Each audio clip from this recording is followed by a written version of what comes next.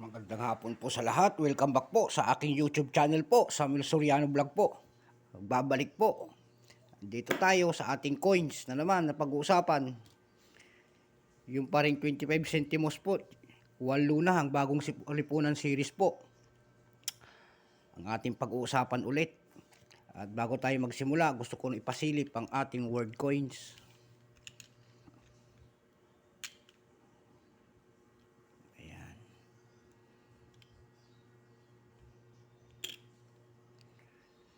Ito yata ay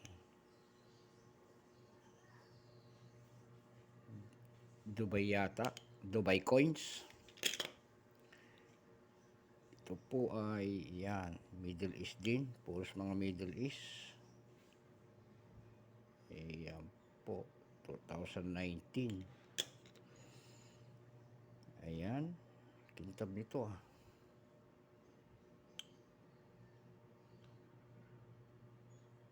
Kintab.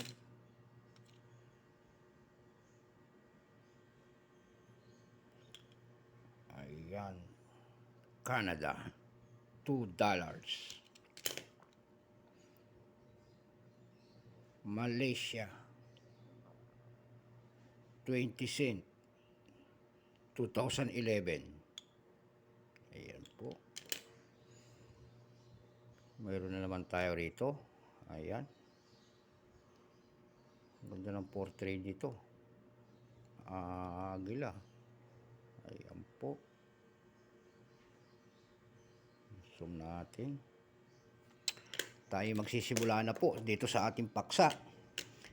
At nagsimula po itong coins na ito, yung 25 centimos, 1 luna, ang bagong lipunan series po, mula 1975 hanggang 1978. Ang tatalakayin po natin yung 1977 nito ulit. Ayan po. Yung 1977 po. Ayan po, nakalagay po, 1 luna, 25 centimos po, Republika ng Pilipinas. Ayan. Pagkatalikod po, ayan yung year date, 1977. Bangko Sentral ng Pilipinas. At bagong lipunan. Ang bagong lipunan series. Ayan siya. Ayan. 1977 po. Ito po, issue po, Philippines Standard Circulation Coins. Year 1975 to 1978. Value 25 centimos. Currency piso. Composition po nito copper nickel, 75 copper at 25 nickel po. Kanyang bigat 4 grams. Diameter 21 mm. Thickness po 1.7 mm. Shape syempre round. Orientation middle alignment. Ang kanyang demonetize na po ito noong January 2, 1998. Yung year na 1977 nito po, 4 na klase ang ginawa. May Franklin Mint, may FM Matte, may FM Prop, at saka special uncirculated po. Yung mga ganitong coins. Opo, yung 1977 Franklin Mint po, 36% ang ginawa. Ang noon ay 24,654,000 po. Yung kanyang may presyo na po siya, yung very fine niya, 11 pesos, yung extra fine, 11 pesos, yung almost uncirculated, 21 pesos. Yan lang ang katanging pinakamalaking presyo niya ay 21 pesos po. Ang mataas. Yung 1997 FM Matte po, 1.1%, 10,000 copies lamang ang kanilang ginawa. 10,000 lang lamang po. Yun naman po ay walang nakalagay na price appraisal. Kung tawagin nila ay selling price. Wala pong nakalagay na price. So, ibig sabihin, yung 1997 FM Matte po, sigurado po mataas siguro ang presyo nun kasi 1.1% lang. Katulad ng Proof, 1.1% din. 4,892 lamang ang kanilang ginawa doon sa kanilang Proof.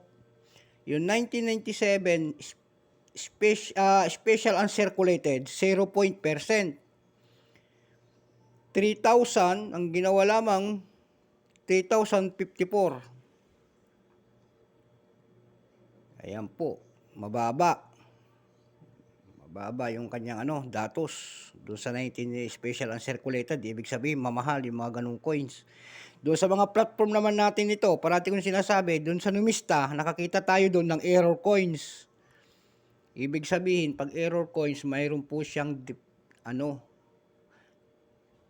maling nagawa doon sa kanyang plan sheet. Ayan po naman po ay nagkakahalaga doon sa error coins na yon sa Numista ng $19.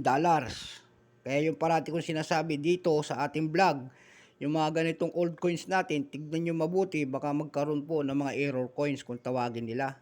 Kasi maraming lumalabas na error coins, yun ang mga mahal. Kaya $19. Yung MS nito, graded coins naman nito, yung MS67 kung tawagin nila sa mga kolektor, ay $135 ang bintahan doon. Sa carousel naman, bukod tangi, isa lang ang nakita ko doon. Carousel.com, yung 450 pesos. Yun lang kanyang binibenta. 450 pesos in any year. Sa EB naman, mayroon tayong nakita doon, nag-iisa rin, 443.16 pesos ang kanyang benta. Ayan po. Ganun kataas na ang selling appraisal nito. Selling price niya sa iba-ibang platform. Ngayon naman, pang mga tinatanong nyo, baka itanong nyo yung ating mga ganitong mga old coins, kung saan ang bintahan nito, nakasali po kayo sa mga FB page para magkaroon kayo ng detalye kung paano pagbenta ng yung mga old coins. Sa YouTube, marami rin din po. I-sendin nyo lang doon sa YouTube, hanapin nyo saan ibebenta ang coins, lalabas na yun doon. Marami kayong mabigitang platform doon. So hanggang dito na lamang ang ating vlog. Magandang hapon po sa lahat. Special shout out po doon sa ating mga kolektor dyan. Money Collector, Abi Reyes, Coins TV, RDC Coins, Cheryl Bato, Lorena po. Ayan, Villaflor. Ayan. At hanggang dito na lamang po ang vlog natin na ito. Keep safe po.